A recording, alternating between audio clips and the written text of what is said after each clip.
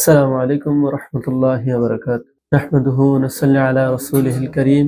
أما بعد، أعوذ بالله من الشيطان الرجيم. بسم الله الرحمن الرحيم. يا أيها الذين آمنوا لا تقتلوا الصيد وأنتم حرم.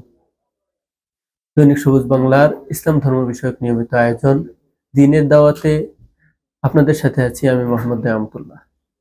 আজকে আমি আপনাদের সামনে কথা বলবো ইহরাম অবস্থায় নিষিদ্ধ কাজসমূহ নিয়ে। এই মুহূর্তে হজের মৌসুম চলছে। ইতিমধ্যে আমাদের বাংলাদেশ থেকে অনেকেই হজে চলে গেছেন এবং অনেকে প্রস্তুতি নিয়ে আছেন যারা হজে যাওয়ার জন্য নিয়ত করেছেন এবং তাদের ফ্লাইট রেডি হয়ে গেছে।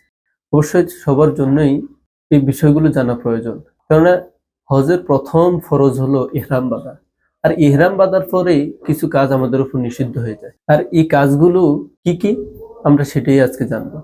ইহরাম অবস্থায় নিষিদ্ধ কাজ হলো সুগন্ধি ব্যবহার করা, জামা বা শরীরে সুগন্ধি ব্যবহার করা নিষিদ্ধ, এমনকি সুগন্ধি তেল বা সাবান ব্যবহার করা নিষিদ্ধ।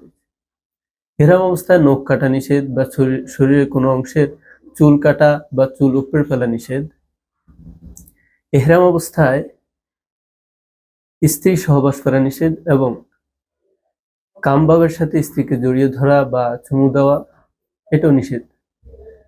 ইহরাম অবস্থায় পশু শিকার করা নিষেধ। আল্লাহ রাব্বুল আলামিন সূরা মায়েদার 95 নম্বর আয়াতে বলেন, ইয়া আইয়ুহাল্লাযীনা আমানু লা তাকতুলুস সাইদা ওয়া আনতুম হুরুম। তোমরা যারা ঈমান এনেছো তারা ইহরাম অবস্থায় প্রাণী শিকার করো না। আল্লাহ রাব্বুল আলামিন বলেন। ইহরাম অবস্থায় পুরুষের জন্য বিশেষভাবে নিষিদ্ধ কাজ হলো সেলাইযুক্ত কাপড় পরা। পুরুষের জন্য সেলাইযুক্ত কাপড় পরা নিষেধ এবং মাথা এবং মুখমণ্ডল আবৃত করা নিষেধ। আর বিশেষ করে নারীদের ক্ষেত্রে ইহরাম অবস্থায় বিশেষভাবে নিষিদ্ধ হলো সাজসজ্জা প্রকাশ করা অথবা মুখমণ্ডল সর্বাবস্থায় আবৃত না রাখা, এমনকি উকুন যদি কোথাও জামায় পড়ে বা শরীরের কোনো অংশ থেকে পাওয়া যায় তাহলে উকুন না মারা।